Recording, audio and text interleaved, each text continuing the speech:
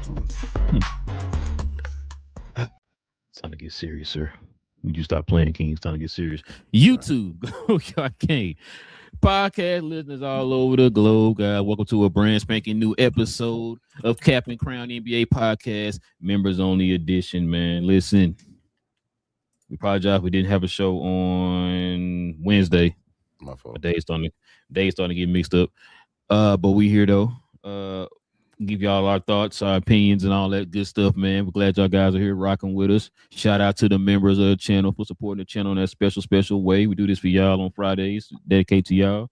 If you guys want to become members, or should I say subscribers to the channel, hit that subscribe button. Join us here every Monday, Wednesday, and Friday morning. We do this every Monday, Wednesday, Friday morning. And also, too, if y'all can do us a favor, hit them likes for us as well. And members, you already know. Go ahead and hit that comment section, man, and we'll address your comments and everything about what we're talking about here at the end of the show. For everybody else, if you want to get a comment in that's not a member, you can add a super chat there, and we'll get to your comments and your questions as well. All right, King. Got to get into it. The game on was it Wednesday? Got to get into the game on Wednesday. They got game 5 tonight. Gonna get your thoughts and opinions on that before we start all that, man. We got to stop and show some love to the sponsor of the channel. This I Was Told segment is brought to you by the folks over at Fanatics. Fanatics is the world's largest collection of officially licensed fan gear from all the leagues, teams, and players you love the most, including WWE. You can earn fan cash to redeem them in your orders, jersey protection for when your favorite player is traded or changes teams. They also have an unrivaled selection of authentic fan gear and Fanatics exclusives that are only available on the site. So if you need some merch and are interested in helping the channel, scan the QR code on the screen or follow the link, which is always in the description. Yes, sir. All right, King, let's go ahead and get to a little recap, man, of what's been going on here in the NBA. Finals still going on. Just had game 4. One of the most entertaining games of all time. Very memorable. It's going to be definitely go down in history as one of the most memorable games in NBA history. So let's go ahead and get to it, man, with a little recap.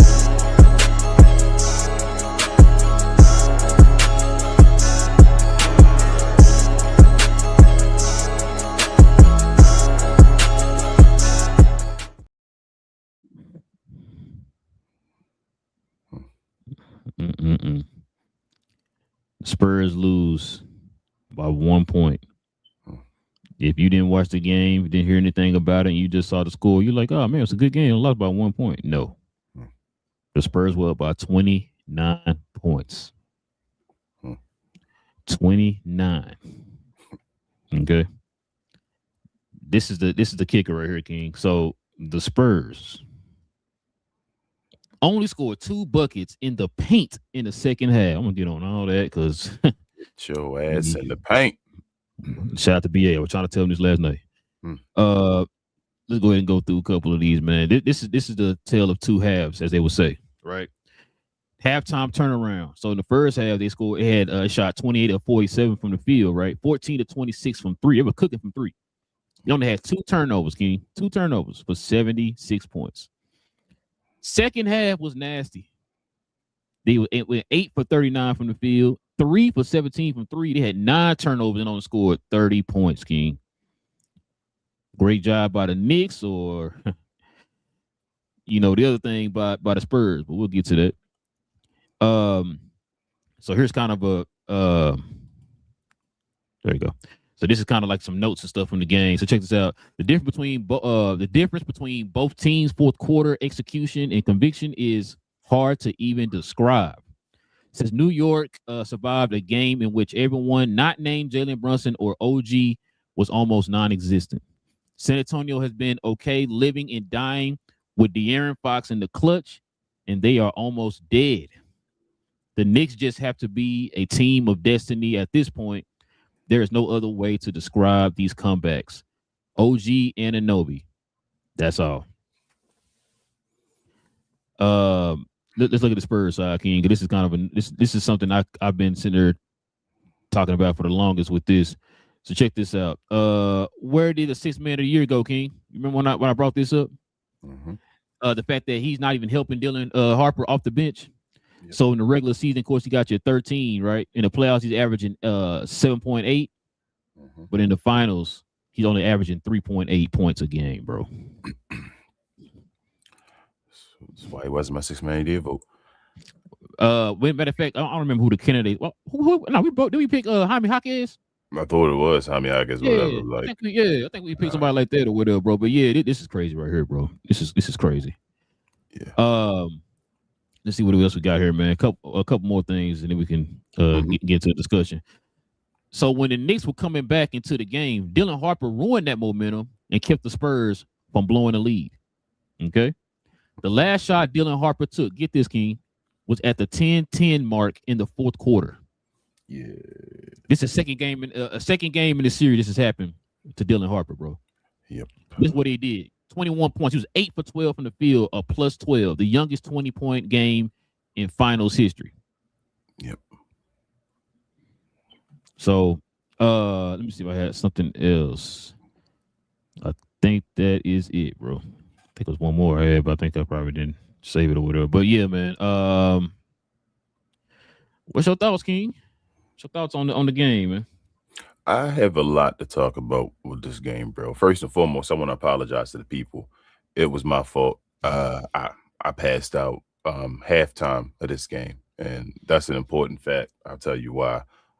Because not too long before the game, I was at the barbershop with BA, and I was talking to him. I was like, "Damn, man!" Like, as you know, he's a huge Knicks fan. If you guys didn't know, I was talking to him. Yeah, I was talking to him saying, "Hey, oh, that's the one I missed. Let me read this off real quick, bro. Go. I'm sorry. So, matter of fact, let me see if I can make that myself. So, the Spurs led by 29, right, with 21, 27 left. Spurs led by 20 with 9:17 left. Yeah. Spurs led by 14 with 7:04 left. Spurs led by 11 with 6:09 left. Mm-hmm. Spurs led by 9 with 5:21 left. Spurs led by 7 with 3:08 left. Spurs led by 4 with 2:22 left. And then the Spurs led by 1 with 1.3 seconds left. Then the Knicks will end up winning. Yeah, the Knicks had their first lead at I think it was 1 minute 22 seconds left in the game, and then took their second lead and final lead of the game with 1.2 seconds left in the game. But go back to what I was saying originally. I was with BA and I was talking to him. I'm like, bro, this is crazy. They won one. You guys kind of let it go in the final minutes as well. And they were calling it a series. I'm like, but San Antonio lost both their games at home. You guys just lost one. It was, circumstances. People were in attendance. Stuff was going on. I felt like they were disrespecting them in a way. Like, man, why are they calling it a series now? It's not a series yet. San Antonio has to win another one for it to be a series, or we get to this situation which we're at now. But yeah, we spoke about that, and he was like, "Yeah, man, I don't get it, but it's the whole Wemby thing. I think it's going on and all that." I was like, "Okay."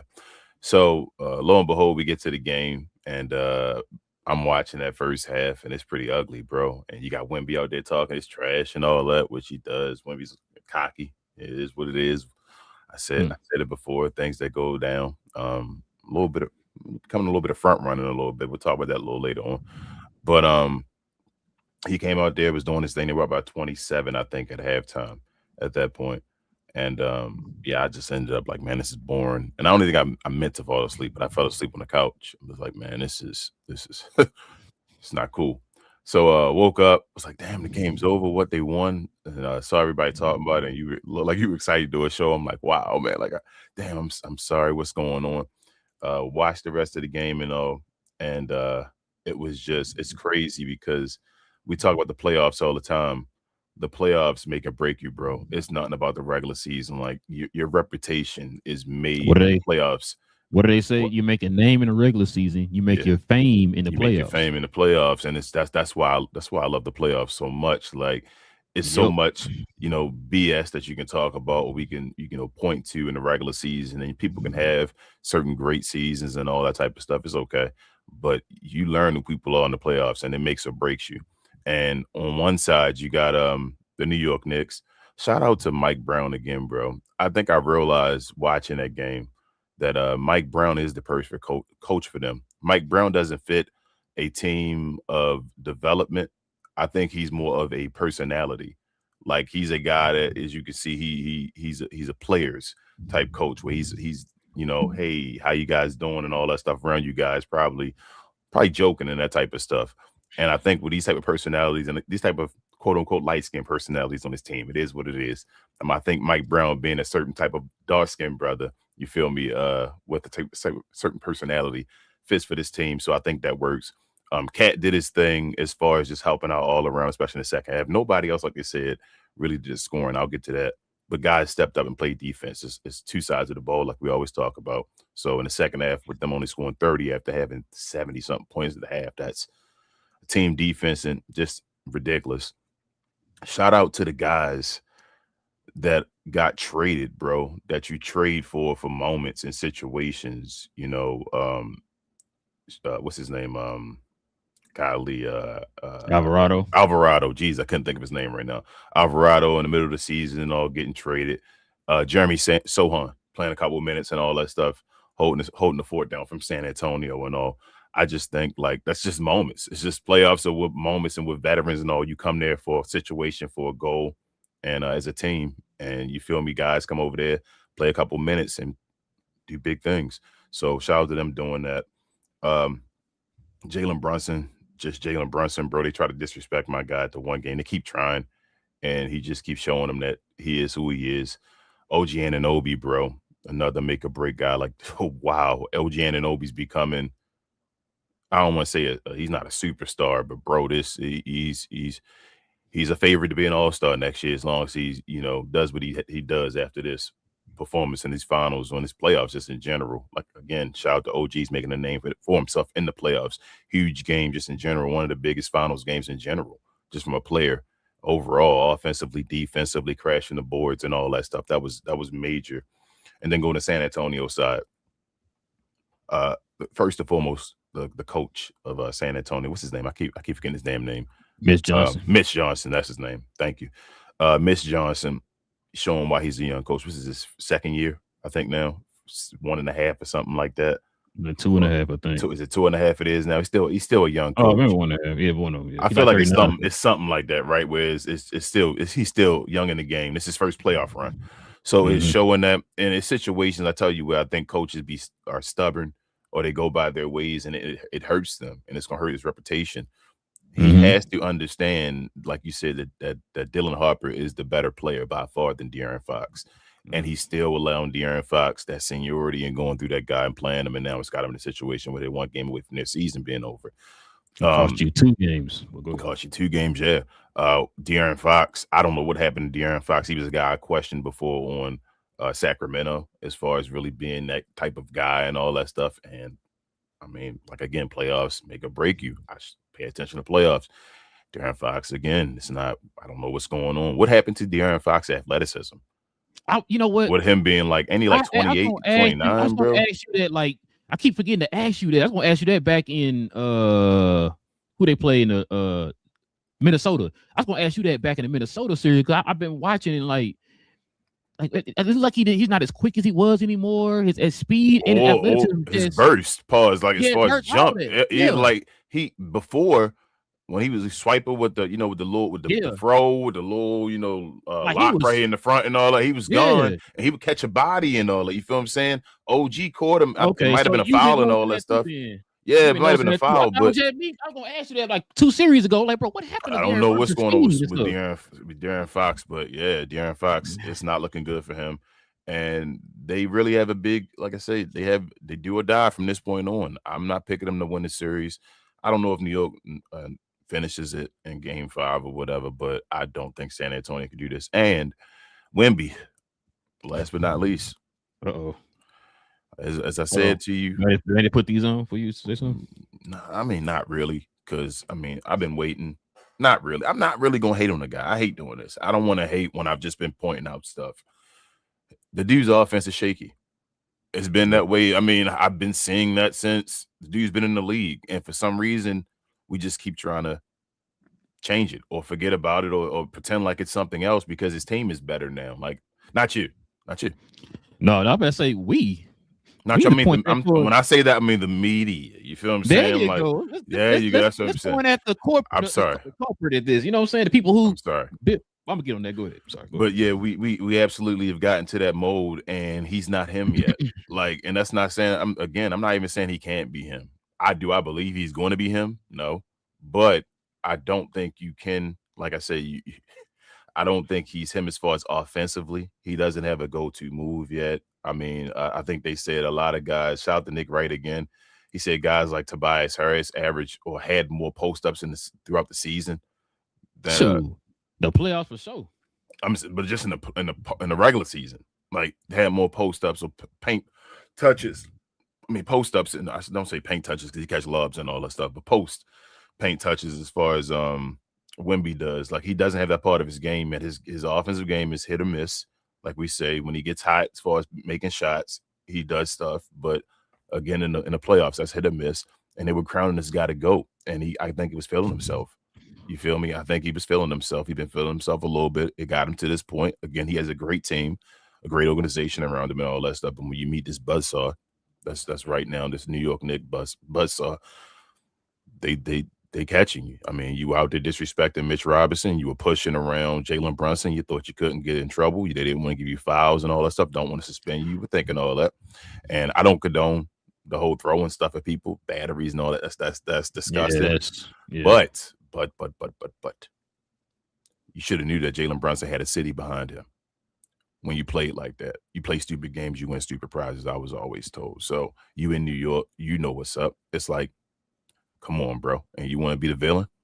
Well, you get treated like the villain. And now you got egg on your face. So I hope he steps up at least and has some type of game this next game, game 5, because that egg situation could make him when he has just a blunder in general and has a bad game. So I can see it being either way. But in general, bro, it was a choke job. But New York's a better team the way I always said that. So have you heard anybody just really killing Wemby like that in this game? I've heard people trying to. So you got the guys like, the guys that love to hate, like Perkins. He's trying to, but people are trying like not to. And then he's still young. They're still trying to like, and then you had what's his name? Chris Broussard, who's a big Wemby fan. He was like, he still got time and all that stuff. And I'm like, yeah, you're right. He do have time, but there's just things you pick up right from the beginning to call him a GOAT. No, this is my thing, right? It's not even. I understand that he's young. He is. You're right. Which is why we were saying stop. Just wait real quick until we let him get to that point and then put him up there, right? Mm-hmm. But with the same praise that you have and when you automatically putting him over everybody in the history of the sport, you need to have that same energy for him when he does stuff like this. This was a choke job. Like, you need to call that out, right? Because if he was the one who came back for a 29-point lead, you'd be praising to the high heavens how great this guy is, right? So why not have that same energy when you flip the coin on the other side? I was going to say last thing. I didn't say the stamina because you just said he choked. His stamina, bro, and we talked about it again, another thing all season long that people try to not pay attention to, and said when he was getting 23 points a game and not playing a bunch of minutes. Playing under 30 minutes and all that. Let's see if he can turn it up when he playing all these minutes. They may be protecting him. And we see they were protecting, they're still protecting him. So why would you give him an MVP? But they were ready to do that before. But that is what it is. I'm sorry, bro. Go ahead. No, you good? Because it's a lot I want to talk about this game, which is why I want to do this show. Because, like you said, I don't have a dog in the fight. So I just, like I said, I could sit back and just actually watch this with the objective view. You know what I'm saying? And so, couple things. Let me start with the Knicks first, because you definitely got to give them their props. The Knicks was taking themselves out the game, trying to injure Wemby early in the game. Throwing the little bowls and all that stuff. Like you said, the Mitchell Robinson and all that stuff kind of took themselves out the game. Mike Brown went and told them guys, "Hey, come on, y'all, let's focus. Let's get to the game." Mm-hmm. Once they did that, that's when they took off. Literally when they took off, because that's when Wemby ended up bowing Cat in the face. Uh-huh. And that point right there is literally when they just took off, bro. After that, right? The fact that I've been telling you probably since beginning of the last 3 maybe 4 weeks of the season, bro, going into the playoff. OG been on something. He been different, bro. I don't know what's going on. I know the one thing I think that factors in with OG, this is the 1 year he hasn't been healthy. Because in the last 3-4 years, where he's been kind of like off and on with the health and everything. This is like the healthiest he's been, minus the 76ers series where he sat out. I think that was kind of a precautionary thing because they really didn't need him in that series. They ended up sweeping him, right? I think the closest game they had 1 6-point game or whatever, but the other ones were like double-digit wins.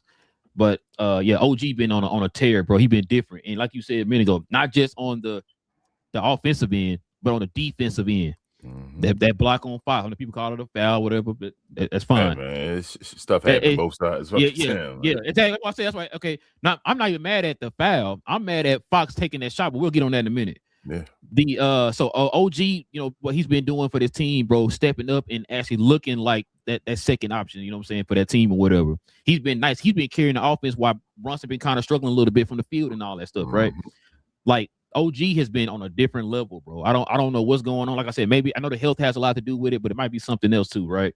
I know he wasn't in a good headspace. I think his brother or somebody passed or something like that. Yeah. Like last year or something like that. Or He somebody always had that word, bro. You know that P word attached to him. Yeah, and it just got to a point being like, bro, it's always who did they compare him to when he came out of college? Who was a Kawhi in them, wasn't it? Yeah. He was another one of them prototype like him. What was last name Johnson? What's the boy first name? He not in the league no more. But a lot of them guys, he got drafted by Detroit years back. Guys like that. If I show you who it is, you know what I'm talking about. I can't think of his first name off the top of my head, but yeah, guys like him and OG were compared to Kawhi coming out of college or whatever, right? So, like you said, that potential, and now it's kind of starting to put it together, man. Here on a big stage or whatever. So yeah, shout out to OG, man. Jose Alvarado. I think I told you when they picked him up, man. I've been watching a few of their games and stuff after they picked him up, and he's been a godsend for them, especially on the defensive end. You would never thought that you can play Jose and Jalen Brunson at the same time. They've been doing it. Jose's playing center on defense, bro.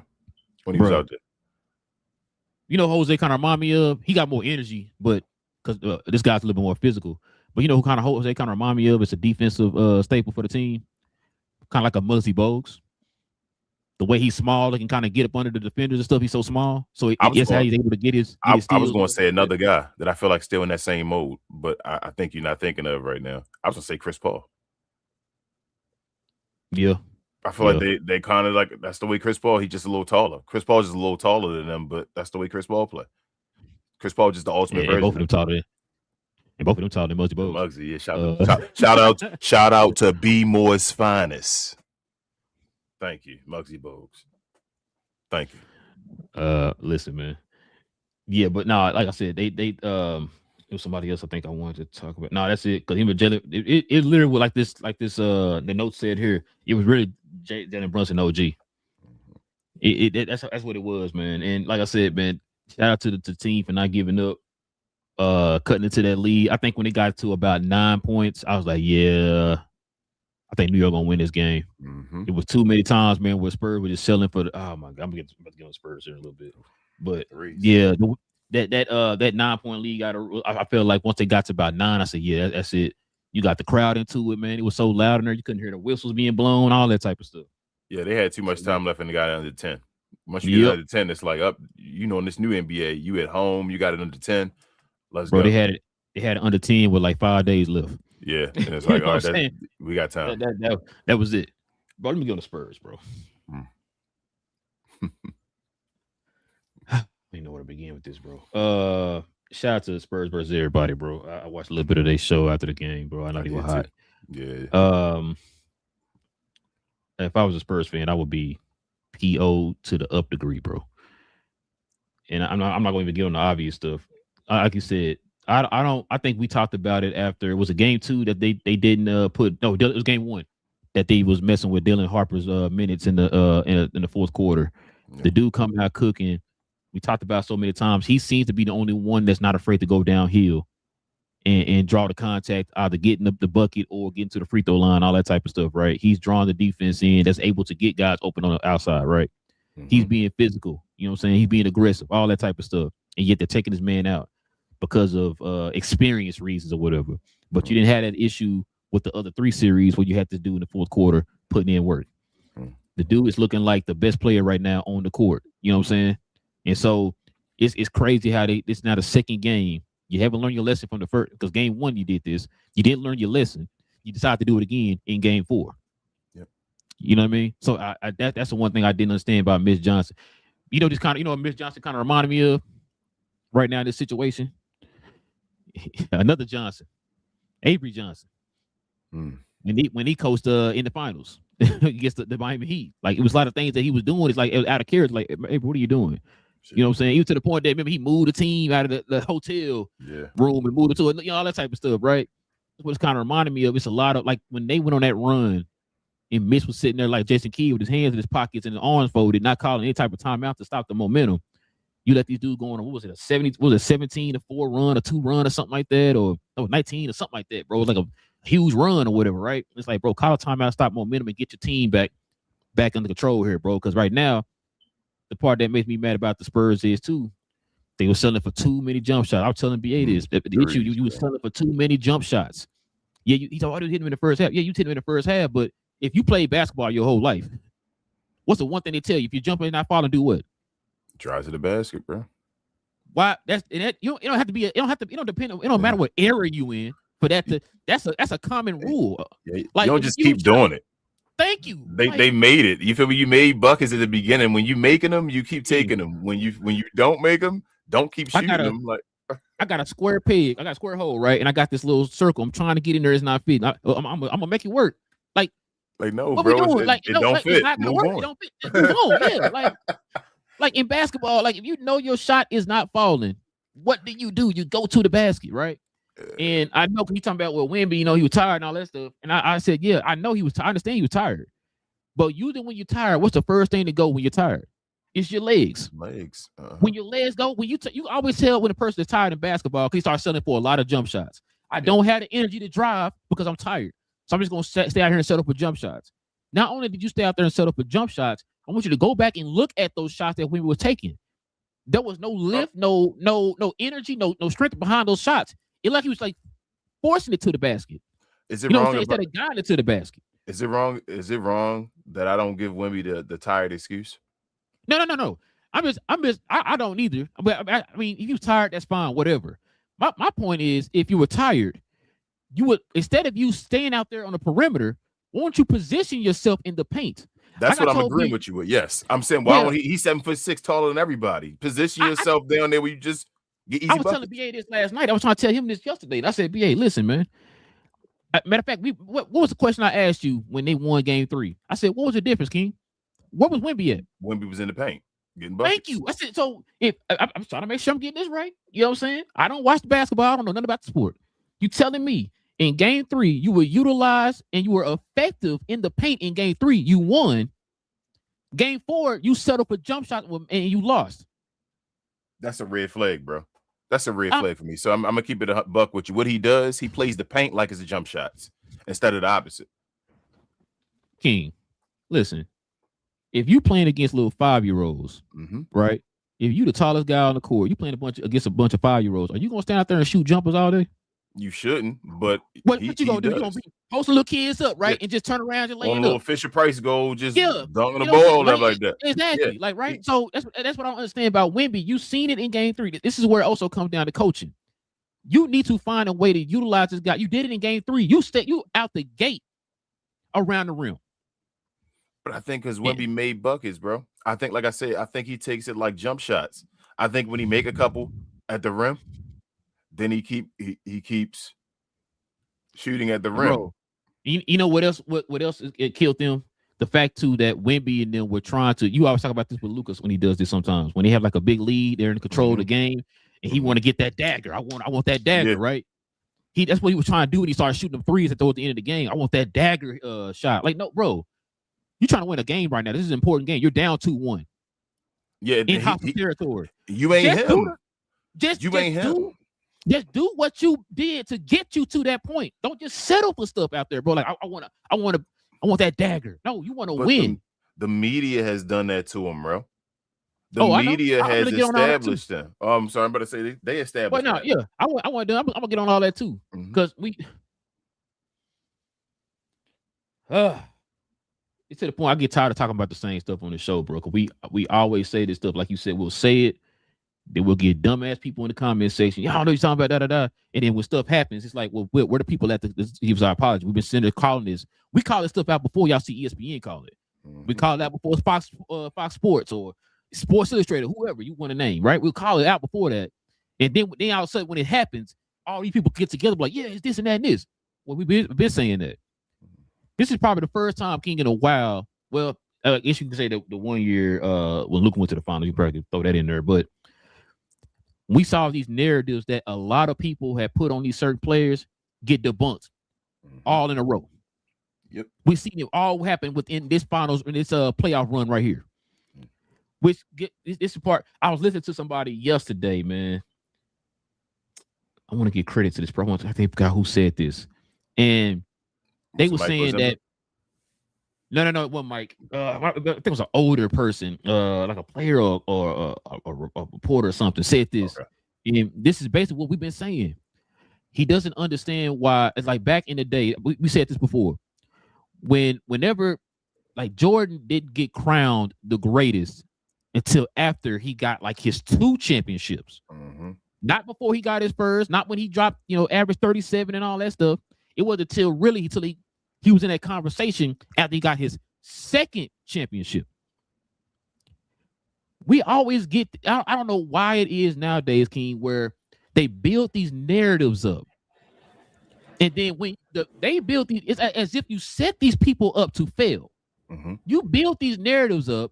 They don't live up to the expectation of the narrative that you built. You kill them. Right? Yep. Now, women might be a different situation because, like you've been saying, he's been kind of acting different, which is this person said this too.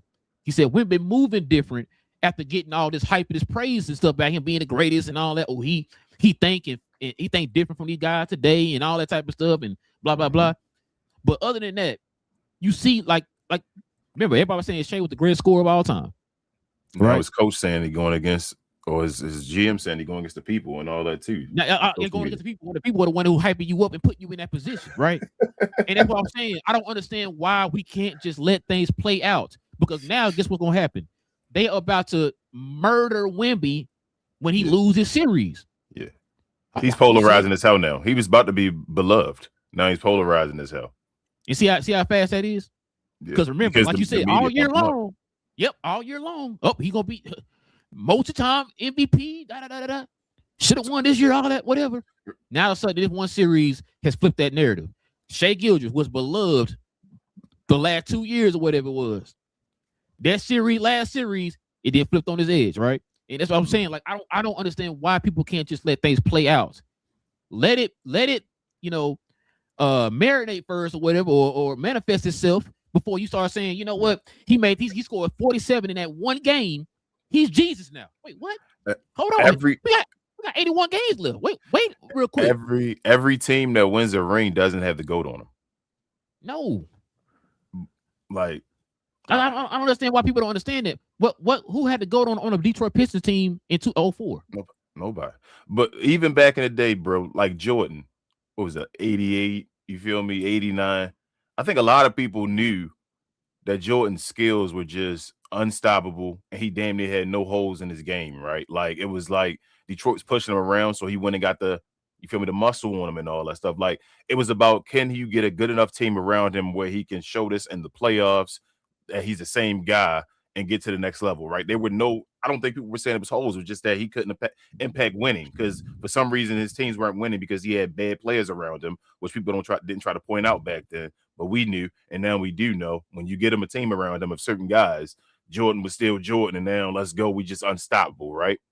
These guys with Wemby and all, let's no knock, but I don't see that. I'm not looking at Wemby saying Wemby is Wemby's not the best player in the league right now. With the team is just running and just waiting to have a team beside him and saying, yo, let's just go and run. He just has a great team around him of a bunch of high draft picks and all that stuff that's just in a great organization. But the Spurs, you're so good. They're so good. They got Dylan Harper coming off the bench. That's what I'm saying. So the Spurs, what it reminded me of Avery Johnson. Mitch is reminding me of Pete Carroll. I think so I'm gonna tell you why I say he reminds me of Pete Carroll right now. I think the hype and it's a little bit of shots. I think and that's not the Spurs way. This is where you probably wish you had Greg Popovich back instead of Mitch Johnson, whatever like that. Because right now. Yeah, because the real finals MVP probably should be Dylan Harper. The best player in this finals is Dylan Harper, and we had people on the show that have been Spurs fans saying that they can see the guy that may be the best offensive player on their team is Dylan Harper, but because the media has already crowned somebody as something, you're now playing into the hype as well. Instead of doing what's right and letting it be done, you're playing into the hype of like Wemby need to be out there and then a De'Aaron Fox and all that. It makes no sense for Dylan Harper to not be in the game. The only reason for him to not be in the game, bro, is because you don't want him to take somebody else's shine. Seniority, that's playing politics. So you saying Dylan Harper is Marshawn Lynch? What you trying to tell me? Yes. And so Wemby is Russell Wilson. Russell Wilson, yes, right now in this situation. And because of the hype and stuff that's been put on Wemby, they're trying to make Wemby the finals MVP. That includes the De'Aaron Fox and playing seniority, instead of just playing Drew Dylan Harper right now, because he's your best player in this situation against this team. They don't want him to be their rookie finals MVP. That's Magic Johnson type stuff. Yeah. But instead of like this is a situation where you could just make yourself, bro, and not go against the grain. Choose something different, Mitch, and say, bro, let's just do what's right and just play. But he's saying he went ahead and did this. And I think he's too far behind. Bro, what I was about to say. But like the whole Wemby thing, bro. I just, like I said, I never understood why they don't just let things play out. It's to the point I was sitting there, I'm watching that game, and this is why you always hear people say, guys like Jordan, it's not just about the 6 championships and him scoring a lot of points. Kobe, same way, right? We talk about these. It's that intangible that's something that you can't really put a name on, you can't put a stamp on, you can't pinpoint, but they got that, right? I'm gonna be honest with you, King. I don't see that in Wemby. No, I don't see that. I've been yelling that to you before. Well, no. This is why I said this. This is the reason why I said this, because I feel like also too, the media is trying to manufacture that too. You can't manufacture that. No, you can't manufacture that, bro. You can't. You can't. That's why LeBron have them. Yeah, exactly. That's why LeBron's still in the league. Yeah, because they tried to manufacture it and he's been fighting against it. You can't. Wemby does not have that. It is what it is. You can see it right away. So Wemby now is about to be in a situation, right, where because the media put him up. Only reason we saying Jordan and Kobe, I would have never said Jordan and Kobe beside Wemby. I'd have never said that. The only reason we're saying this is because what the media started doing as far as the GOAT conversation and all. I'd have never even put them in that same conversation. It was nowhere near time to even have that conversation. That's disrespectful to Jordan and Kobe and all of them to me. So with Wemby doing this now, I'm going to tell you this, a couple things. One, Jordan never lost to the New York Knicks in the playoffs. So what was that again? Michael Jordan would have never lost to the New York Knicks in the playoffs, right? Okay. Never, bro, never. That was known. That's one of the things he was known for, keeping New York away, right? He would have never lost to the New York Knicks in the playoffs, right? Shout out to Patrick Ewing. That 6-0 about to come into account. So Wemby can't be 6-0 after losing this. So Wemby has 2 roads to being the GOAT now, which has now made it hard because you already started that conversation. So people going to wait for him to be the GOAT. So he has 2 options now.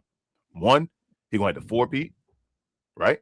Which hasn't been done since your boy Bill Russell. I told you, like, that's somebody got a 4-peat. Somebody, if you do that, then we got a conversation. Like, that's something Jordan has never done. You got to do something that Jordan has never done, meaning winning in that situation as far as that. So a 4-peat, or he got to win 7. I'll just about to say he got to win 7 as the guy. Yeah, he got to win 7 as the guy, or he has to 4-peat. He's already done. And I don't think either one of those is going to happen. And plus, he would have to have the stats beside it. And I don't think his offensive numbers are going to be impact.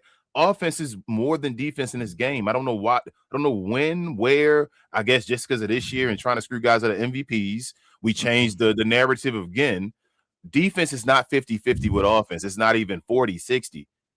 So with Wemby's offensive struggles, that's why right now we're talking about a Dylan Harper over a Wemby, even though Wemby is still decently defensively. You feel me? Plus, how about this one? I'll take this one to you. Wemby was looking ridiculously defensively at the beginning of the playoffs, right? He just looked good defensively now since the beginning of the playoffs started. Remember at the beginning, he had like that game where he damn near had a double-digit blocks. He had 11 blocks or something like that. He was the most blocks ever in the 13 game. blocks or something like that. And I feel like it's just been dropping since then. So it is what it is, bro. I'm saying Jordan was playing 40 minutes. I'm saying Kobe was out there playing 40 minutes. I'm saying they wanted to get this guy MVP with 23, 10, and 2 or 3 or some shit like that. Sorry for my language, but that's unbelievable. Like, they wanted to set a standard for an MVP with that. And then we said, I understand that you can say, well, his per 36 would have been something amazing and all that, but it's still, you still got to perform. Per 36 is potential. Again, that word again. You have to perform and show me that you could do it at 36. Per 30, to me, per 36 is a cop-out stat, bro. It is, but it's not for me. It's more for people. I don't use per 36 for stars. I can't use the actual. I can't use the actual counting stats. So I'm gonna make this up to say, I don't use that for stars. I use per 36 for guys that's like not getting time on the bench. So meaning like if it's a guy that I'm like a Jaden Hardy, right? When Jaden Hardy was getting 10 minutes and getting you 10 points in 10 minutes, it's like, well, bro, if he's getting you 10 in 10 minutes, he can get you like 36. I'm like in 30 minutes or something close. It could be something crazy if you give him time. I never use per 36 for stars because stars should be playing 36 minutes or damn near close to it. Like, what are you doing? Why am I having to guess your numbers? But again, this is probably something ESPN or Fox or something that somebody on there will say at some point, damn, guys, why were we thinking this with the per 36? But it is what it is. I never use for stars. Why would you use per 36 for stars? You don't got to use per 36. Play the game.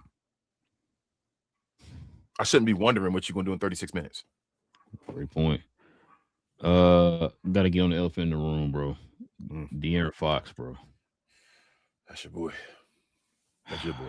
Is he from DF Dub as well? I hope he is. Is he from Dallas? No, you know where he from? Yeah. Houston. Ah, damn. I'm about to say. Yeah. Ain't my problem. Yeah, ain't my problem. Damn. Shout out to my family. But no, you know what's crazy? I was listening to a guy and he was talking about, man, they brought this man in to kind of help with the clutch situations and stuff like that down the stretch. Maybe like we talked about before, he won clutch player of the year. He's the inaugural clutch player of the year. Won the first one, right? Mm-hmm. And then he's been the reason why they haven't been winning games in the clutch. Bro, we talked about a little bit about it. I don't know what happened to his speed. I don't know what happened to his burst. I don't know what happened to his quickness, his lift, all that stuff. De'Aaron Fox looks like a shell of himself. He look like he old. Yeah, he do. And the dude ain't even 30. Yeah. That's just crazy. I was gonna ask you about that after in the Minnesota series. I was like, man, it looks a little slow or a little sluggish or something, heavy or something. I don't know what it is, but yeah, he don't look the same, bro. If they had got that De'Aaron Fox, probably a different story. But yeah, he don't look too good, bro. Halliburton. That last play, I know people are now debating online if it was a foul and all that.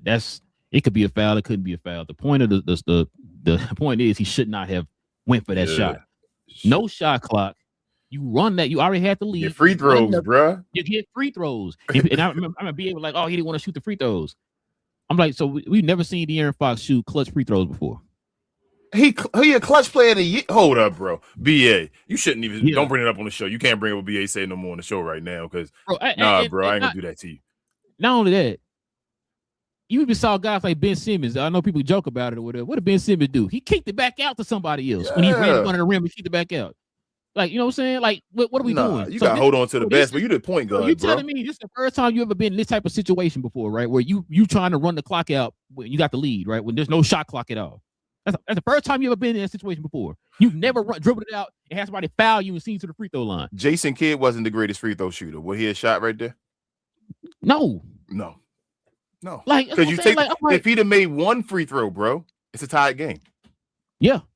See that? Well, no. Actually, no. He made one free throw. He'd be about two.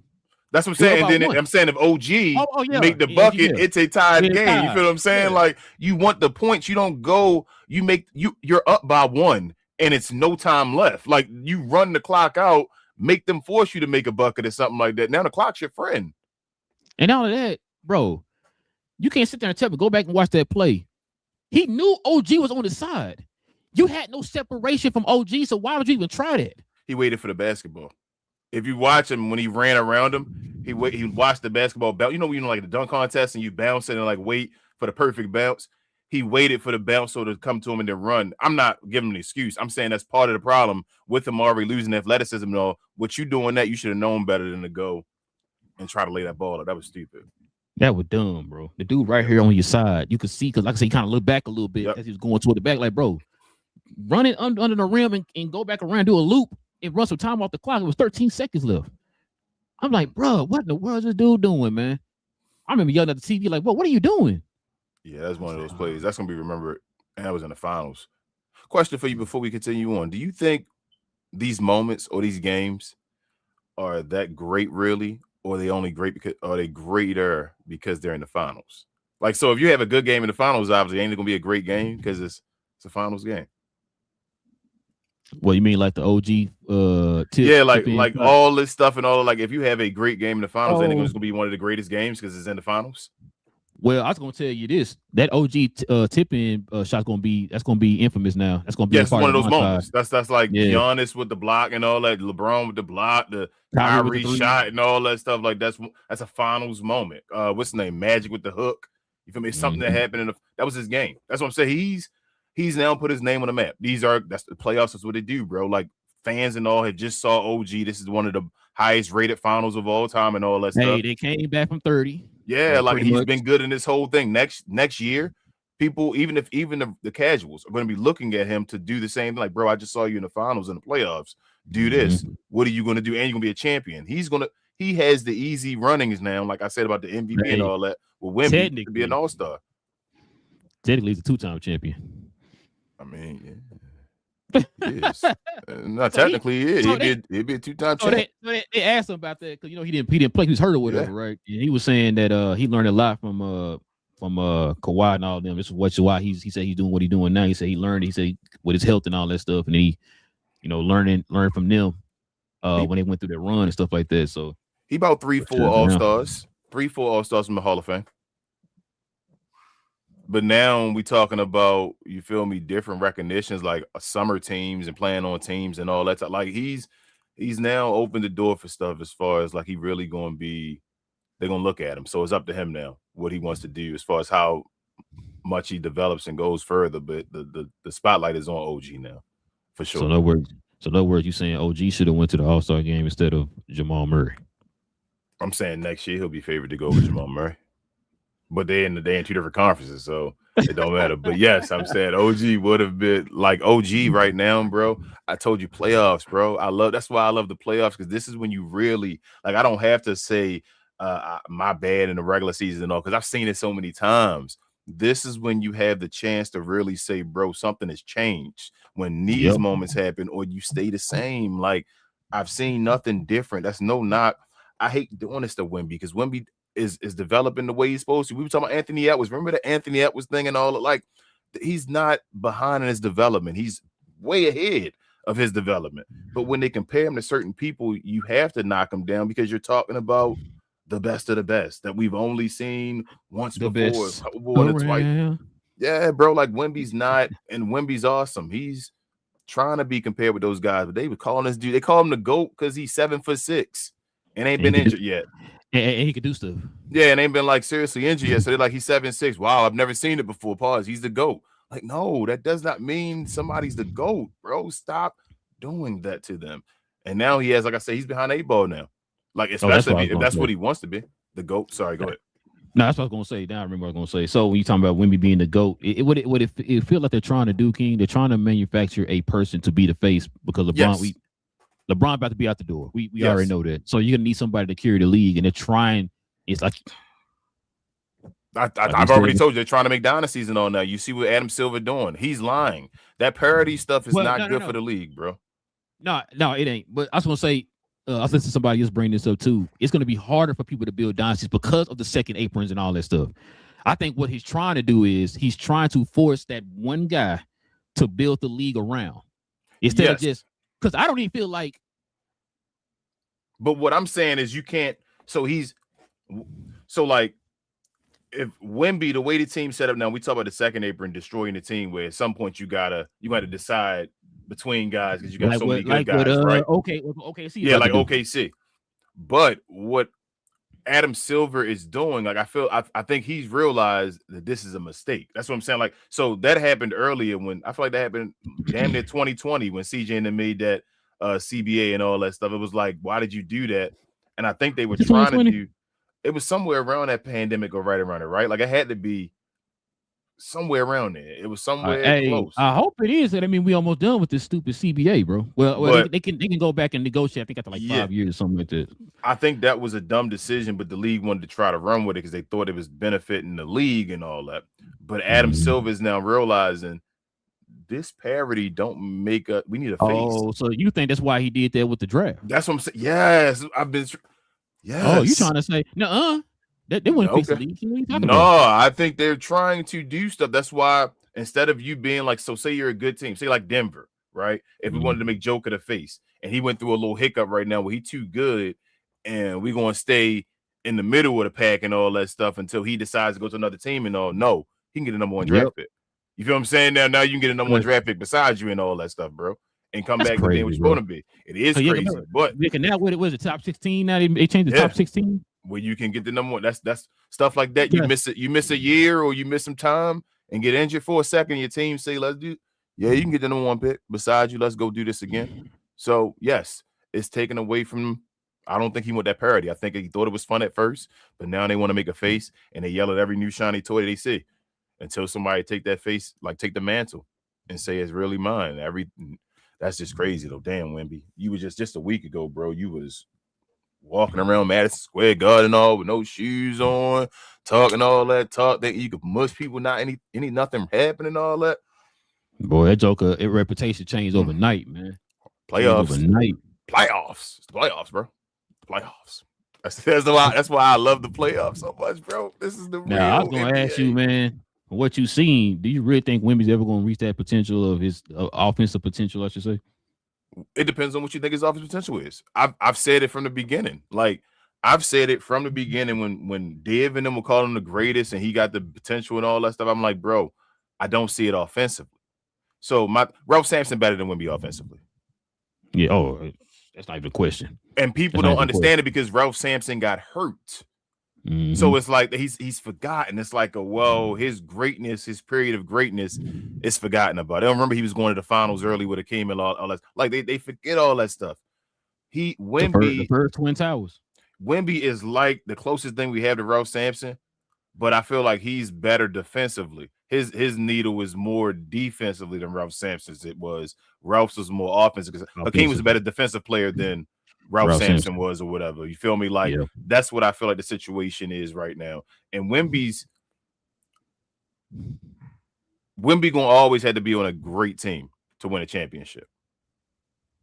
So San Antonio is a system. That's why he's gonna get the kind of like the Tim Duncan treatment, like y'all say. Like Timmy not gonna have those moments where it's gonna be like, damn, Timmy.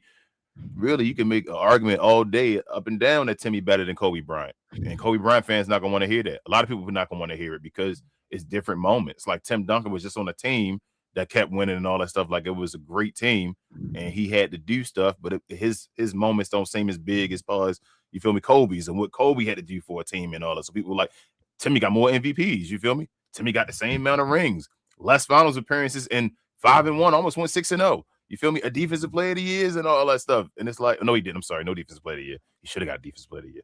But yeah, so I don't think Wemby's gonna Dylan Harper gonna be better than him offensively, bro. I think I'm at the point of thinking he might be. That's not a knock against Wemby. It just is what it is. Like, I just think Wemby's gonna be his generational trait is his defense. I think we figured that out.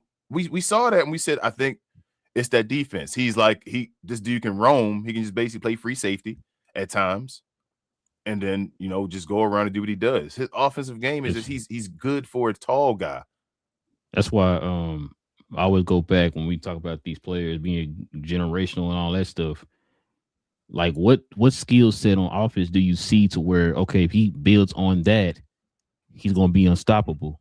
And like I said, we don't see nothing like that with Wemby. Like I said, he's not a great shooter. He can shoot for a big man. We always say this all the time. Just because you're a big man that can shoot doesn't mean that you're a great shooter.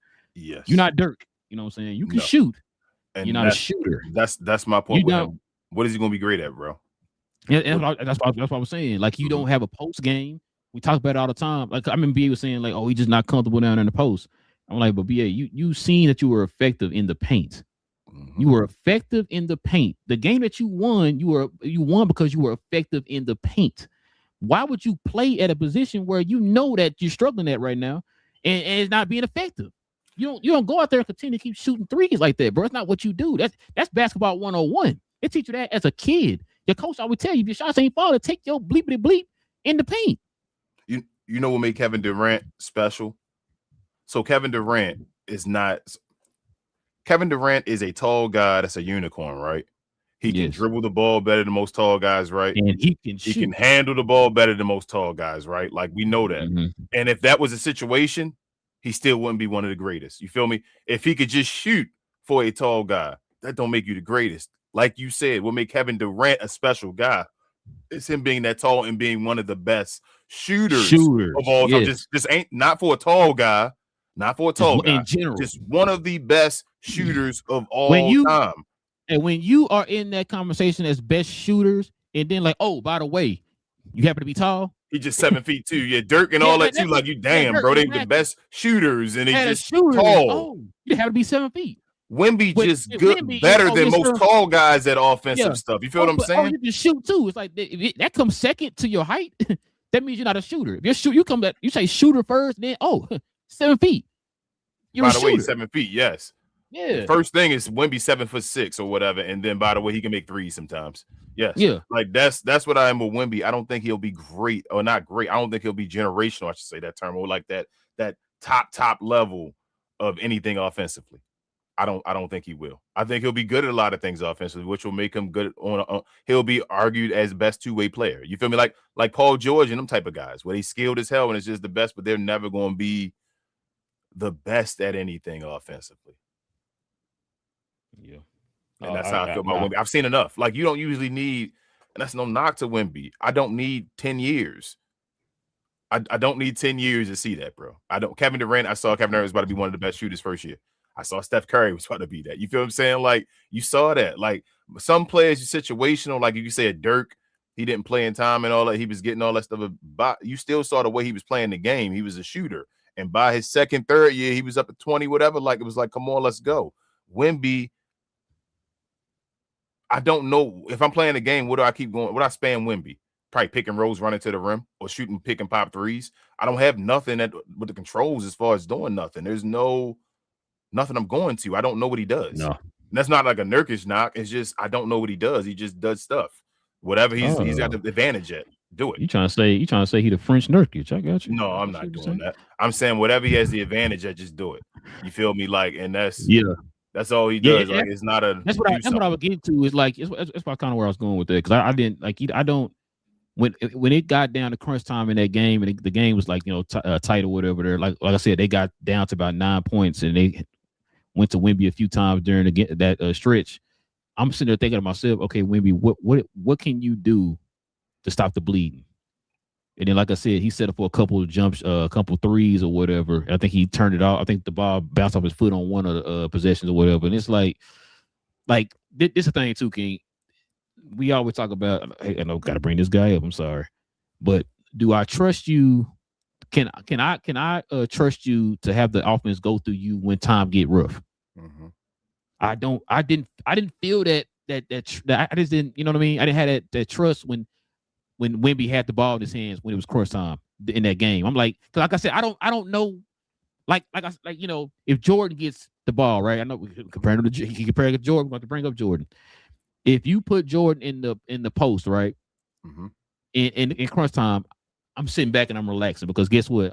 He's money from that position. It's where his bread is buttered, right, from that position. Dirk, the high post elbow area, right. Mm-hmm. When he do that little, with the leg under you and get down low and all that, I already know what time it is, right? Like, you know what I'm saying? Kobe, same way. Separation for that shot. Yep. All that, right? Like, these guys, I can say, like, okay, there's something I know that if I see you in a certain position on the court, I'm sitting back and I'm chilling. Oh, he got this. Don't worry about it. Hell, Jalen Brunson. Yeah. You know what I'm saying? I know Jalen Brunson gonna work it until he get down to the paint, and he's money around that mid-range area, right? Like, it's like I can trust you in certain areas. I don't know what Wemby has to where it's like, okay, Wemby got the ball, it's crunch time. I'm sitting back and I'm chilling because I already know what he about to do. He doesn't. And even like guys like Kobe and all, like, you needed a shot, Kobe will go get the ball. If you got him in a spot where he don't want to be, pass the ball back out, run back, go get the ball. You feel me? Like, they're taking the whole 24 seconds. I'm gonna find a way. Just using all your energy. I'm gonna find a way to either get a shot, get us in the best situation when we're gonna get something, because nobody else can do something right now. JB be doing that right now too. Jalen Brunson in the games, running back and forth, like, give me the ball, fourth quarter, get me. No, I'm going. You got me up here trapped. get off of it, run back, give it right back to me. Whatever. That's what he did on that 3. He hit on the right side. He swung it back to I forgot what and he called, he called up Wemby. I remind me, Jason Terry over LeBron. Yeah, he shot it over Wemby. Yeah. I was gonna say something. Picking on Wemby. Go ahead. No, I forgot what I was about to say though. But yeah, no, that's all. I just, like I said, when Wemby got the ball back on that left side, and I was like, it's like when he reposted him back up, he kept moving further back out towards the 3. And I'm just like Wemby, that's I told you the height issue for me, bro. I don't know. He gotta get his core. I don't know if it's the core. I don't know how it's working. He's 7'6", so it's gonna be difficult because people won't always be against his legs. You feel what I'm saying? And that's why I've been saying for the longest. Like you heard a couple of people, I said you video of people saying the same thing. I've been saying this for the longest with Wemby. Wemby needs to find a way to be able to operate from 15 to 17 feet, bro. Yeah. You just said Kevin Durant. Hell, Jalen Brunson is 5'2". Where does he operate from? The mid range, bro. Yeah. If you operated from the mid range at the height of 9'3", nobody's gonna be able to stop you, bro. Yeah. And then if you do some dumb pump fake and they jump. You one dribble, you feel me, and then you feel me, then you right there, take a step and you gone. A power dribble to the rim, no matter where you at the rim. Like he got to get set up. So let me compare him to somebody else that's in the league right now. Joel Embiid has been kind of like a failure in a way because of his injuries and all that, right? Mm-hmm. Do you think Wemby gonna be better than Joel Embiid offensively? Joel Embiid at his best. We talking about Joel Embiid was averaging 30 at one point. Yes, we're averaging 35. No. And that's what I'm saying. Like, and Joel Embiid a great defender. You feel what I'm saying? What? Let me ask you this: what's going to be Wemby's highest average in your opinion for his career? I don't think he get to 30. What's going to be his highest though? I'm gonna be nice. 28. I'm gonna go 28. Okay, you being way nicer than me. I was gonna say 25. Didn't he get to 25 this year? That one ain't where he ended. 23. 23. I thought he ended at 25. Hold on, give me a second. Keep talking. I can look it up. Yeah, maybe. I thought he ended at 25. That's why I'm getting the benefit of the doubt. I was gonna say 28 because Dylan Harper coming up behind him. That's what if they don't Harper win a chip, that's gonna be an issue. And Dylan already writing stuff. If they don't Harper win a chip, they better have Kobe and Shaq moment. Winning cures all that. When you don't win, you start sitting back saying, well, why I'm not in the game? I'm the best player out here. Okay, yeah, so he averaged exactly 25. There you go. He got the 25. Exactly. So yeah. He had some hot. He was hot at the beginning of the season when they were talking about the MVP and all that. Remember? So he got to 25, I think, and still only got him from 23 to 25. But I'm gonna go between the minutes and all that. I'm gonna say 28. I don't think he's a 30-point scorer though. No, I think he's gonna be 30. I don't think he gets a 30. I think he'll be 30. And 28 in this day and age, not that high. Like not trying to make him sound like horrible. I'm just saying like for what today they drop 30. Like that's the way the league is. So 28 is like 25. You feel me? Back in the day and all that, if not less than that. So yeah, I just don't think he's gonna be better than Joel Embiid, and I think that's why you pump the brake. I'm just paying attention to stuff. Again, it's that they trying to make defense seem more. Joel Embiid at his best, healthy with the Spurs team, they win. At his best, I can see it. Especially with I think they win. Especially with the guards and all that stuff they got. I think they win. That's why I wanted to pump the brakes on Wemby, but I didn't want to hate. I didn't want to be the first one to yell and be hating, but I did see some stuff though, and it's kind of front running and all. So next season gonna be a big season for him because the magnifying glass gonna be on him too. He's still one of the favorites to win MVP, and they're gonna try playing more minutes. Can you play more minutes? Like a lot of stuff gonna happen for you next year, Wemby. So just wonder why these certain things don't go against certain players, but other things go against. You know what's wild? I'm hoping they finally stop predicting dude to be the favorite, right? And I'm hoping that the year that maybe him having the expectation is kind of one of the reasons he don't get it. Maybe without having the expectation, if it's just, well, we don't expect him to do this, and maybe his numbers then be different. It actually means something because we don't expect him to do it. You feel me? Like I don't know. Maybe that'll help in the situation, but maybe with Wemby being the favorite, because a lot of the guys that are the guys that were ahead of him are having a bunch of like hate throwing their way right now. Yeah, like right now, I'm not gonna lie to you, like a lot of folks. So if he ever had a moment, it's another one of those times to be like, bro, go do it again. Come on, man. It's funny you said that. Literally, all three of them had. That's what I'm saying. Everybody hit him. And I don't know if Giannis gonna get it again unless he goes to another team. If Giannis goes to another team, then we might have a conversation. But if he stays in Milwaukee, he's not winning it again. But everybody, again, another year, Luka, he got to be healthy, though. Luka got to go play 75 games, bro. He got to play 75 games next year. If he want to win an MVP, he got to play 75, make the playoffs, do his little 30, whatever play, and he got to be efficient. He got to get close to 50% shooting, bro. He got to have a year where he screwed up. I know he like throwing shots up and crazy shots. No. You got to be serious. I need one of those, like you say, Kobe years. We need a Kobe, Jordan. There's no games. We need one of those years, and he'll win it. If not, then he want Austin Reeves beside him for $40 million. And we'll talk about that. But yeah, man, let's go ahead and turn the page here, man. Let's get to the merch of the channel, bro.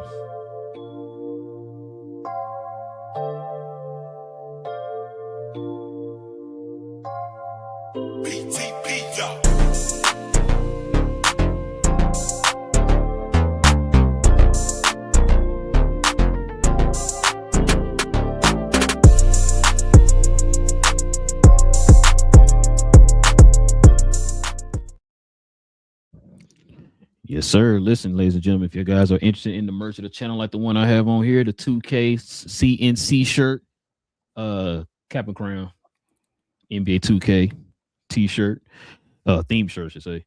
Go ahead, scroll on down to the description box, man. Check out the site. We have a link to our site where all our merch is, or you guys can scroll up under the video. I think we have a link. If you tap on the screen, I believe is a link to some merch. Or you can go to our YouTube channel and scroll over to the store tab, man, and check it out there. But we definitely recommend you go over to the site and check out all the merch. So check them. Go ahead, scroll on down. Members of the channel, you already know you get that permanent discount with the I say QR code. What's it called?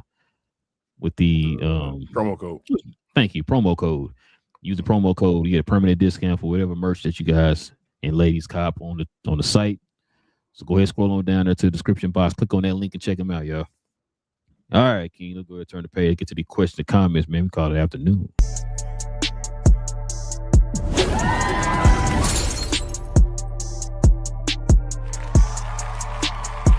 Sponsored by True Classic. The most interesting customer came into True Classic today. A young man came in right when the doors opened and said he had a job interview in just 30 minutes. The challenge, or so he thought, he had about $150 to work with. Now in most places, that's a fancy shirt, maybe some nice socks. But at True Classic, when you add more, you save more. So not only did I set him up with a pair of our 4-way stretch chinos, not only did I set him up with one of our white button-down shirts, I even helped him complete the look with one of our coach's jackets. All for just $130. So he found his fit, looked great for his interview, and I'm pretty sure he got the job too. That's true value. All right, man, what we got, King? We got Babe in the house. Queen says, happy Friday, GloYard. She also says Jalen Brunson was always the wild card. Shout out to Mark Cuban. Al in the house, she says, I thought the game was done in the third, and then the collapse started. I still can't believe it happened like that. I really like Castle, Vassell, and Harper. Yeah, out of that bunch, Rob, would you rate their future as Harper, Castle, Vassell? Yeah, Vassell already like 25 already. Yeah, I'm about to say I think Vassell 24. I think Vassell basically probably where he is, and he probably be best being a 6-man on a great team and all that stuff, but he's probably where he is. But yeah, I think Castle gonna be good. I think Harper legit, man. Harper might be like a superstar damn near on a team. They could have two of them if they get it right. El also says this whole Wemby is the MVP campaign that he went on in the press, and people believe in this over Luka was ludicrous. And ludicrous. These games prove it. Facts. I need Luka got to go on his angry man campaign. I don't know if that's a part of him though. Like he got to be angry, but he got to be healthy as well. But he got to be angry. Queen also says, please throw a like on the video to help support Captain Crown and this content they provide. Appreciate you, babe. Yes, please throw a like on the video. Thank you. Shout out to Melissa in the house. She said, thank God it's Friday. Yes, ma'am. I was going for a sweep, but get it any way you can. Facts on that. I ain't mad at a win. Is he in the house? Says you're what up? He said, what up, my hearts? Then I think Fox made the right play. OG just made a better one. Fox just thinking this lay solidifies the win. Nah, but you still can't too when much you up time. one with you can't. No, it wasn't enough time. Man. It was too little time. It was under 24 seconds. Well, no, I'm talking about as far as if he had made that layup, they still would have had enough time. Yeah, that's why you just hold on to the ball. You 24 seconds were yours to just end the game. They had to foul you to continue the game. You didn't have to make a bucket anymore. You were winning. So the right call is you hold on to that. Like if he'd have made it, it'd have been cool, but it still would have been a bad play. He was not supposed to do that. Melissa says, agree with your take on Wemby. Yeah. Again, it's only I'm not saying the guy not gonna be great and all. I'm just when we compare him to Mike and Jordan, though, Mike is the hey. So and like I said, if you're gonna continue, this is what people gotta understand. Like it's not the hating part, but if you're going to compare him to the greatest of all time, then your expectations are up there. So if you had these type of games, then you need to get criticized as if you're the greatest of all time. Yep, it's that simple. Izzy also says people say he should have dribbled it out, which is true, but we all practice for tests 100 times and still fail. Yeah, but he's the vet. That's the issue, I think, Izzy. He's the older person on the team. He's the one they brought over there. Clutch player of the year. Feel me? Yep. All that stuff. Like, go ahead. If it was Dylan Harper or somebody who did that easy, I would 1,000,000% agree with you. Like, dang, it was a rookie. He didn't understand, blah, blah. Like King just said, they brought him over there for that reason. You supposed to be clutch player of the year and all that type of stuff. A second option to Wemby. You supposed to be that guy that's supposed he's the Jamal Murray to Wemby's Jokic, right? You're the guy who handles the ball in crunch time and all that type of stuff and facilitate the guys or whatever, right? And for him to do what he did, him being the oldest in the starting lineup, it's not a good look. Where is he before you do the super chat? Where is he as far as the pecking order on the team right now? Where would you put him? He's supposed to be number 2.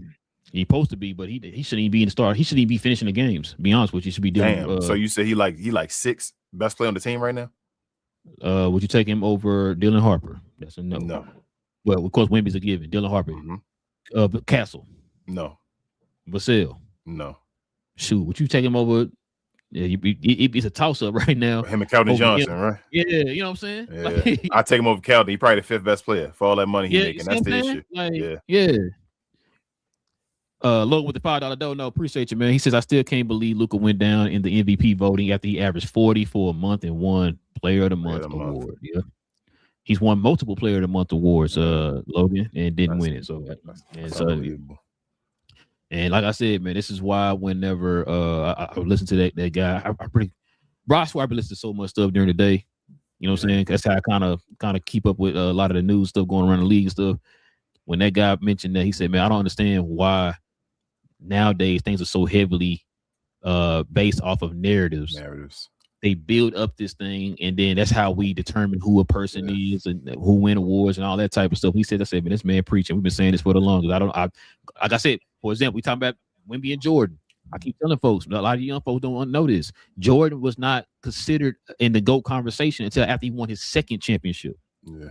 After he won his 2nd, like King said, the dude had the accolades out the wazoo leading up to that 1st championship, right?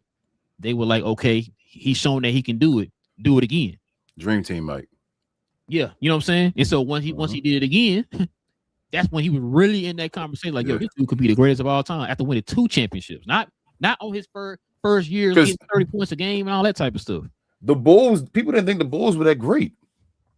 Like, they didn't seem like they would be that good of a team. It's just Mike put them on the next level. Like Scotty became that because of, I think, later on and what they realized he accomplished beside him, what he was doing. But they didn't think Mike's team was that great. Yeah, Scotty didn't come out the gate as the Scotty people everybody know now, right?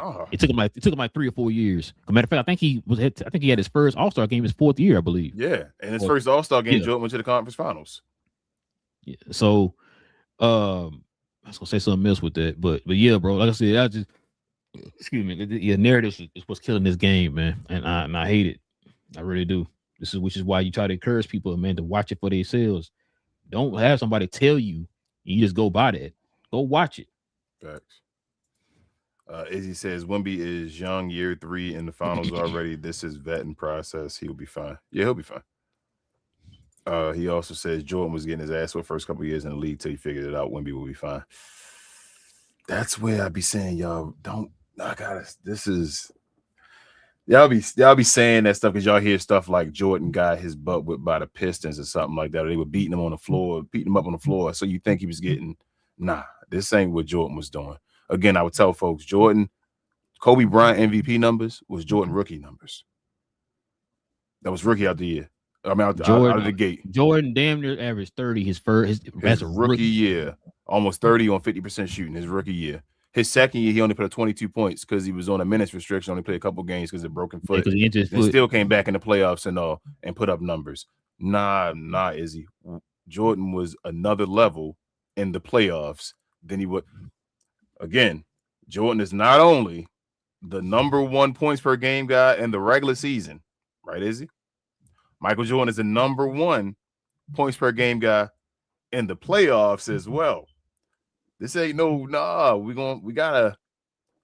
People make narratives to make stories, to drive stories and make them lifetime stories and all. Like, you gotta have something to make Michael Jordan's story seem great. They was getting beat up and up. No. They were already thinking that Michael Jordan was the most skilled player in the league by damn near his second, third year. It's just that he was they were questioning, can a guy that scored, they still question it to this day, other than Michael Jordan, can a guy that leads the league in scoring, that does that much work, win and take a team to the championship and win it? And Jordan did it 6 times. Out of 10 scoring championships, 10 scoring titles, he done it 6 times. Yeah.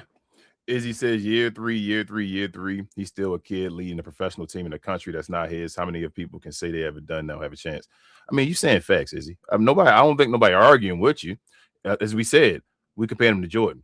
Year 3 to any other rookie. You're right. Year 3 compared to Jordan, nowhere near. He's nowhere near Michael Jordan. No. Nowhere. And I'm gonna flip it on the other side, Izzy. Jordan didn't have a team like this when he played in year 3. Nah. Remember, he didn't get Scottie Pippen in them until 86, 87.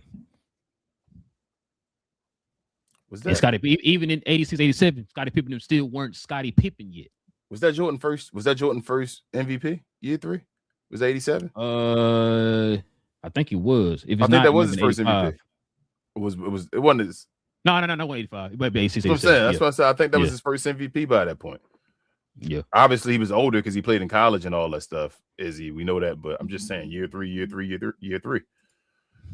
Izzy said, y'all remember when Giannis came into the league, he looked like a newborn deer. A couple years later, he looked like Vegeta. Yeah, but Giannis, now neither one of us call Giannis the greatest player of all time. And I love Giannis. Nobody called Giannis the greatest player of all time. That's what I'm saying. If they would have been comparing Giannis back then to Michael Jordan, then I'd have been saying the same thing. Still to this day, I'd be saying about Giannis, but he's not. That's the difference. Maybe he can still be great. He's not Michael Jordan. We're talking about winning defensive player of the years. Yeah. Thank you, Logo, with a nut to, and that is what we're saying. That's exactly what we're saying. Context.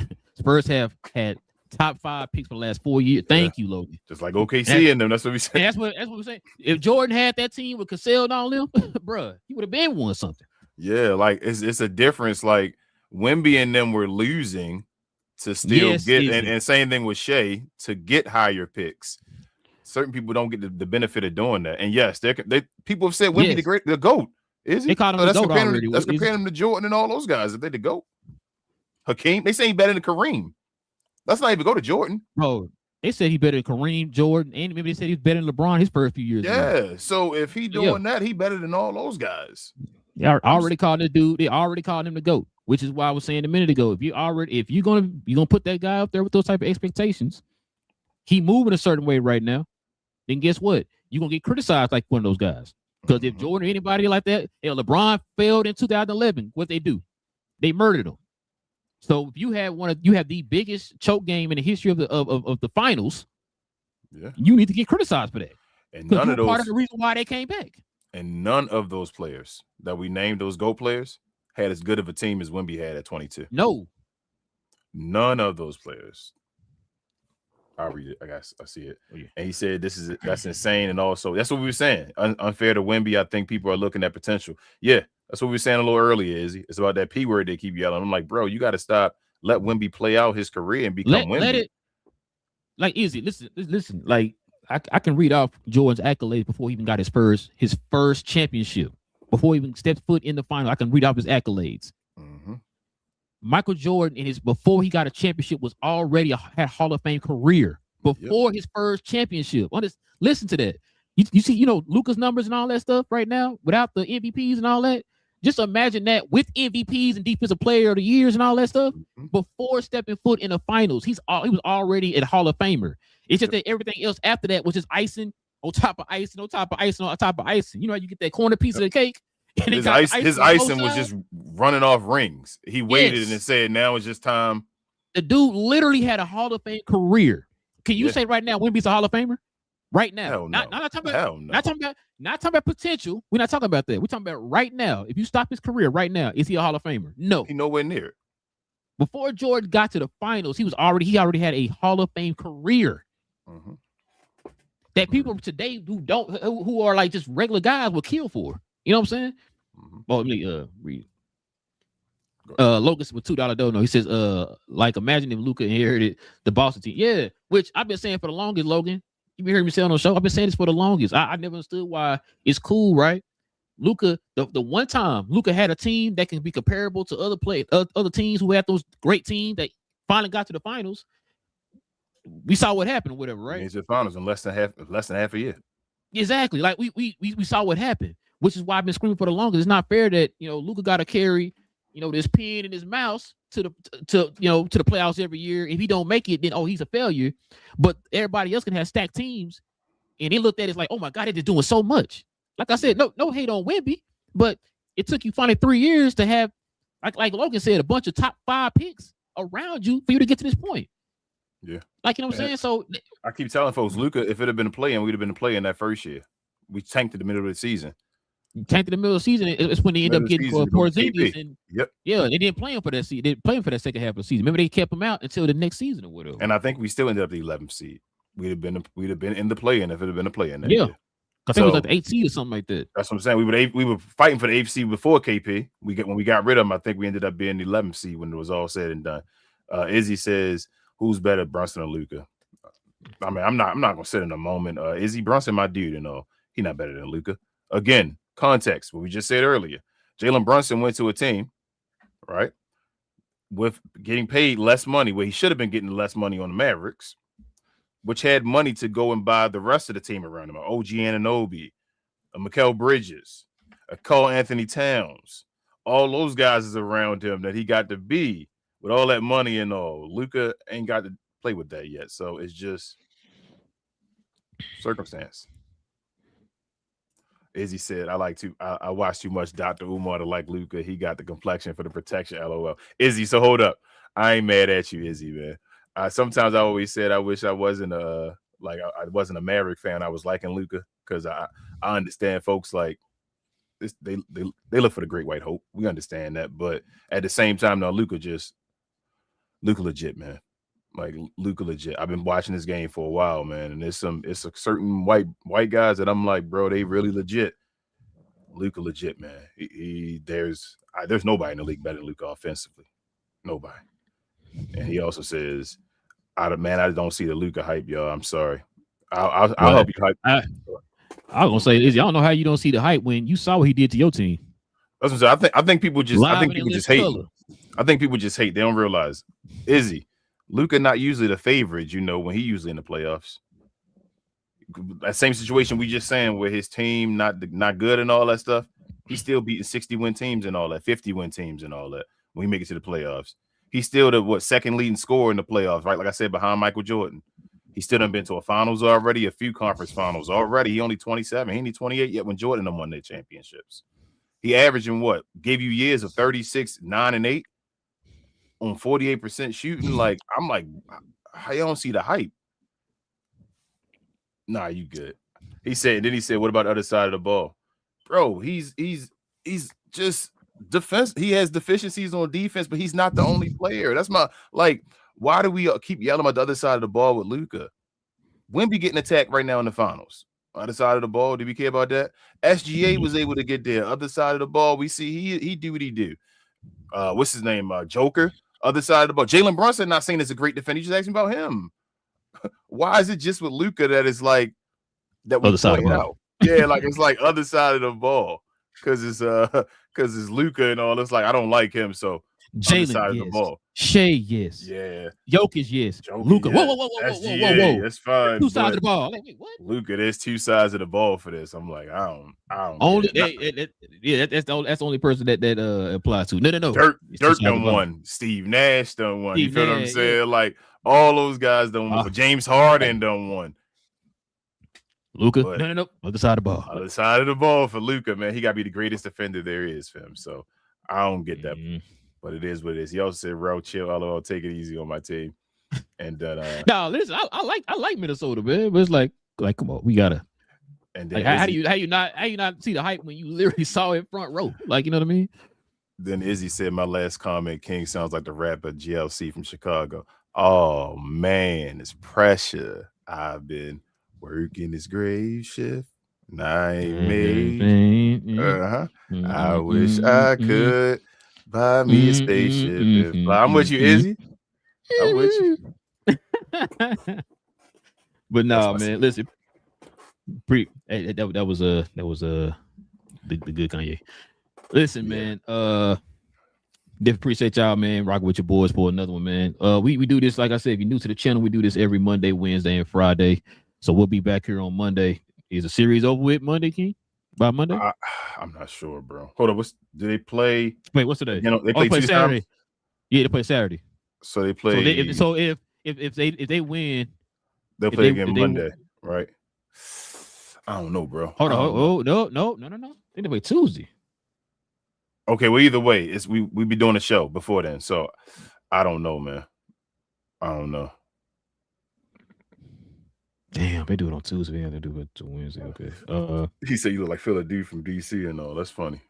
But yeah, Philadelphia. He said I don't know, but I don't know if they done on game 5 though. I don't know. But I so don't go past game 6 though. It's not going 7. Oh no, I don't see it, bro. But there's a possibility Wemby may. I'm not gonna lie to you. There's a possibility Wemby may have a show off game because they in San Antonio, so that might help him out. But I had to get hit with that egg and all that, bro. I think it's a possibility they just go out. Hey, you know what? Like, this gonna say a lot.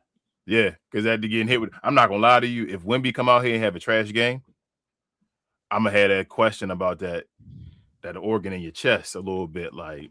And I ain't trying to be a butthole. I'm just talking about as far as that little chihuahua. Yeah, man. I ain't gonna lie. Shout out to Melissa. We getting the show, bro. Oh man, Melissa. Shout out to Melissa with a $20 dono. She says Knicks didn't begin the series as the favorite to win, but earned it. Yeah. Melissa, please get some pictures of the. No, it was Spurs, bro. Spurs got home court and all that stuff. They just beat the OKC Thunder. I thought he was picking the Knicks because of the experience and all that stuff. Some people were Wemby to go. Don't forget. My bad. Melissa, get some pictures of the parade and all too. If you're out there, like I know you probably won't be on the streets. It's gonna be crazy. Nah, Melissa, you stay your butt in the house, man. Yes, don't go out there. Take pictures. Boy. Out the hey, window. You see how they acting after that last game? They were turned up. I told BA, I said they were turned up 5 guys and everything, bro. I'm like, man, what in the world? Like, nah, there's a part of me though, a little deep, dark part of me. That won't Wemby in on the win after this. Just so New York is. Oh my god! No, it ain't. I want New York to win. I'm lying. I want New York to win. You know what though? They gonna do it either way, King. They gonna do it either way.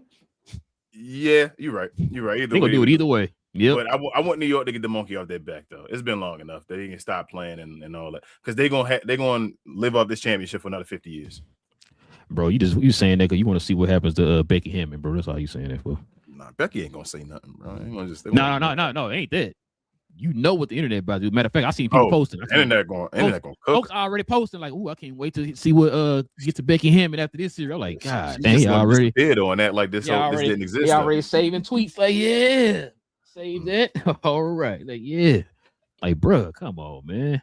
I mean, you can't be saying stuff though. I don't. She don't deserve hate or nothing like that, but she deserved to be called out.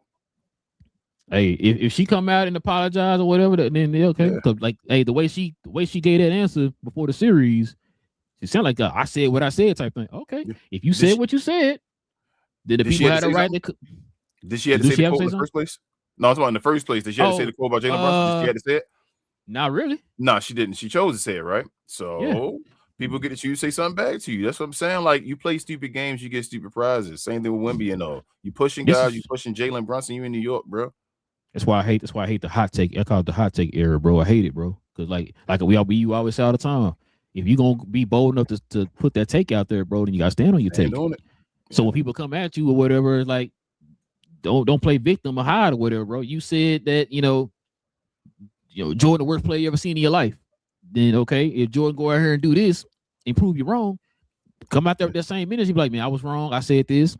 He actually did that or whatever, right? So they're not going to do it. Don't got no left hand. And I show you all this evidence of Jordan having a left hand.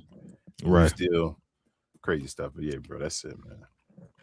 But yeah, man, listen, also too, if you guys want to become a member of the channel like you saw the folks here on the screen, simply hit that join button right there next to the subscribe button. Consider becoming a member, man. Join us here. We had these dedicated shows for the members on Friday mornings like today. Also too, man, follow me, Big J, BA, and Cuz on Cuz We Geeks. We talk about all things in the geek culture involving movies and television. We had a good show yesterday, man. We were just talking about the box office, state of box office with certain movies and stuff like that, man. We're gonna try to go to a more of a like conversation-based show here in the future. We just kind of tried it out last night, and the guy said he liked it, so we'll see how that go. But trying to think of something that's coming up here. What's the day? The 12th. Because BA said that the last Airbender, Avatar Last Airbender show comes out at the end of the month. So we'll probably talk about that. That's on the 25th. Supergirl comes out on the 26th. Me and my wife are gonna go see Disclosure Day today. Shout out to my cousin. She just texted me. Let's see what she said. Oh, okay. She said she got her Steven Spielberg. Yeah. Yeah, probably go see that today. And then me and Cuz, I'm talking Cuz, and to go see. I don't know if you remember that movie, The Raid. Yeah, Furious. You talking about, bro? Raid 1 and 2, bro. I love 1 and 2. Whenever I want to show somebody a movie, somebody kicking ass, bruh, and it ain't back in the day like Tony Jaa and all that stuff. I go to The Raid, bro. It reminds me of Dread.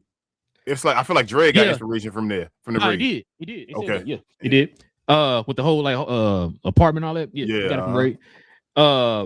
Listen, bro, that's Raid and Raid Redemption and Raid 2 is two of my absolute favorite movies of all time. I watched the movie so many times.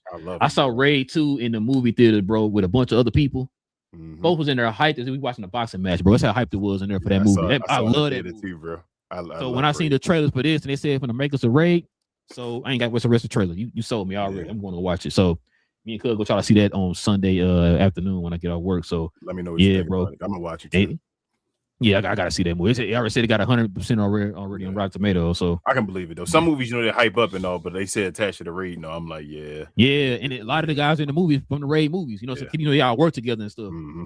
And I would tell my wife, I said the Raid movies are so like have such a popular like stamp on the pop culture. Mm-hmm. A lot of those guys have gone off to be like fight choreographers for other like different movies and stuff like story coordinators and all that stuff. Yeah, that's how important them guys are. Mm-hmm. To the point that you had guys like Chris Hemsworth wanting to go out and make a movie like an American version of that, of like The Raid, which he kind of did with Distraction 2. I don't know if you've seen that on Netflix. Mm-hmm.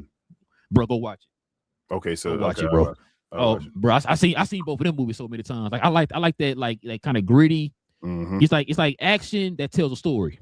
Yeah, if that makes sense. You know what I'm saying? So it means something. It's like a deep action where it feels like you really in a situation, like something really can happen and all that. It feels real realistic, bro. Like So, but we're gonna go watch Fury on Sunday, but definitely watching Disclosure Day today. So, but yeah, I think that's pretty much all I got. I don't think we had anything else. Well, Spider-Man had some. Oh, the leaked trailer.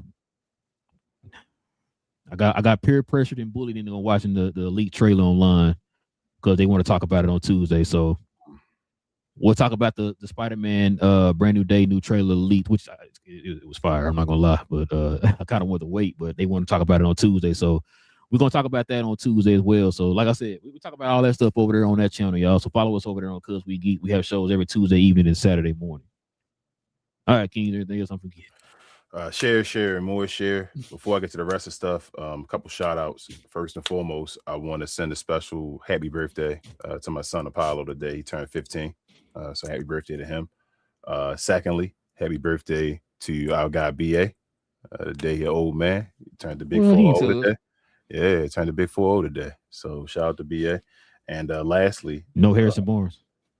No Harrison Barnes at all. And lastly, shout out to my babe Queen. She turns the big 4-0 tomorrow. So her birthday is tomorrow. So everybody's birthday in June. Bro, been busy as hell, man. All these crazy ass Geminis and all that stuff. And you know your favorite president birthday on Sunday. But other than that, bro, share, more share. I like his equivalent of a follow. Of a share. Appreciate y'all so much. Also, though, follow myself, Queen, Travis, BA, sometimes Devin on We Talk Combat. So we talk all things combat sports and sports entertainment. Like to call us the best, brightest, and the blackest combat review show there is on YouTube or anywhere else. We do watch alongs throughout the week. We didn't really do as much this week because I've been dealing with birthdays and a whole bunch of stuff. A lot of stuff been going on this week, but we do recap shows every Sunday afternoon, usually around 3 p.m. or so. So come on over there if you're into wrestling, boxing, MMA, mainly WWE, that type of stuff. And we'll see you over there. But other than that, over here for Cap and Crown, we'll see you again on Monday, man, after the results of Game 5. Yeah, I forgot to. I did it again. Shout out to my father-in-law. Happy birthday, happy belated birthday. And thank you to my stepmother-in-law. She gave me some. She sent me some cake. So thank you. I stepped through the door after work, and my wife had a big old thing because she always make me a cake every once in a while with her, bro. She made like the best cakes, bro. So shout out to her, man. But yeah, with all that being said, man, it's your boys, Relle and King of Cap and Crown NBA podcast. We'll be back here on Monday. Is the series over with, y'all? Are we going back? Are we going back to New York, bro? You know what? It might be best if they win in San Antonio.